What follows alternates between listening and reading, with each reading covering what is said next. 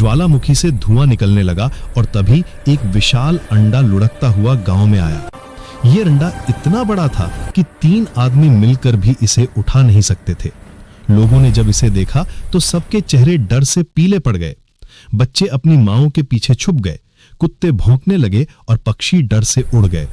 अरे ये अंडा नहीं, किसी राक्षस का बच्चा होगा, एक बुजुर्ग चिल्लाया। उसकी आवाज में इतना डर था कि पूरा गांव सुन गया।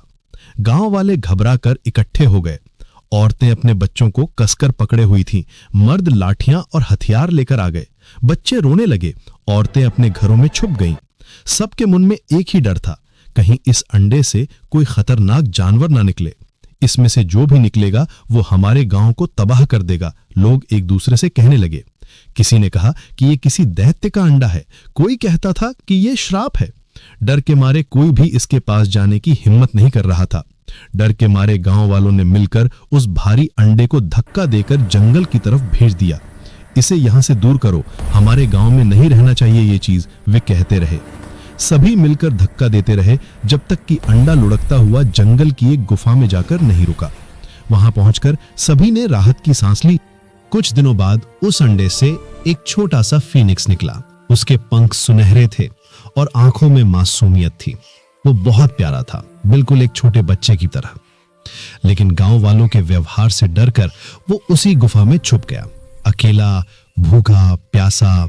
कभी कभी वो गांव की तरफ देखता था और सोचता था कि काश कोई उससे मिलने आए, लेकिन किसी से मिलने की हिम्मत नहीं कर पा रहा था। वो जानता था कि लोग उससे डरते हैं।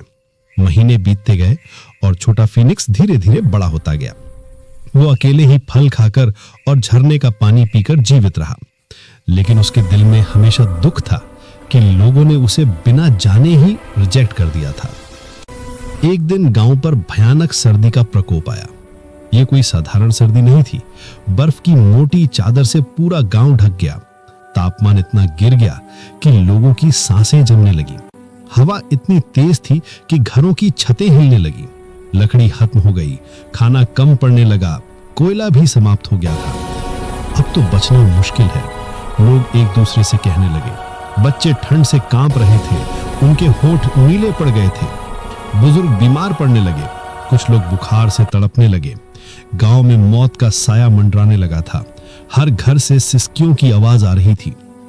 लोग एक दूसरे को गले लगाकर गर्मी पाने की कोशिश कर रहे थे।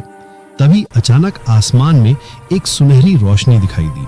वो फीनिक्स था, अब बड़ा हो चुका था। उसके पंख चमक रहे थे और उसके पंखों से गर्मी निकल रही थी। वो गांव के ऊपर मंडराया और फिर नीचे उतरा। उसकी मौजूदगी से ही हवा में गर्मी फैलने लगी। डरो मत, मेरे साथ चलो, फीनिक्स ने कहा। उसकी आवाज में दया थी, बदला नहीं। गांव वाले हैरान रह गए। यही तो वो जानवर था जिसे उन्होंने डर कर भगा दिया था, लेकिन अब वो उन्हें बचाने आया था। फीनिक्स सबको अपनी गुफा में ले गया। वहां उसकी गर्मी से सबको राहत मिली। गुफा अंदर से बहुत गर्म थी। बच्चे खुश हो गए, बुजुर्गों को आराम मिला, सभी की जान बच गई। लोग एक दूसरे को देखकर मुस्कुराने लगे। लेकिन तभी कुछ अजीब हुआ। फीनिक्स की आंखों से आंसू बहने लगे। लोग समझ नहीं पा रहे थे कि क्यों। वो तो सबका हीरो था। तू रो क्यों रहा है? तू तो हमारा रक्षक है, एक आदमी ने पूछा। फीनिक्स ने गहरी सांस ली और बोला, जिस दिन मैं अंडे में था तुमने मुझे डर समझकर बाहर फेंक दिया। आज मैं बड़ा हो गया तो मुझे भगवान समझ लिया। इन शब्दों ने सबके दिल में तीर की तरह चुभा। गांव वाले शर्म से सिर झुकाने लगे। उन्हें एहसास हुआ कि उन्होंने कितनी बड़ी गलती की थी। वो समझ गए कि उन्होंने बिना सोचे समझे फैसला लिया था।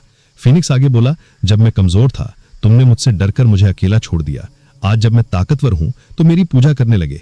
क्या यही है इंसानियत? क्या प्यार सिर्फ फायदे के लिए होता है? सबके चेहरे शर्म से लाल हो गए।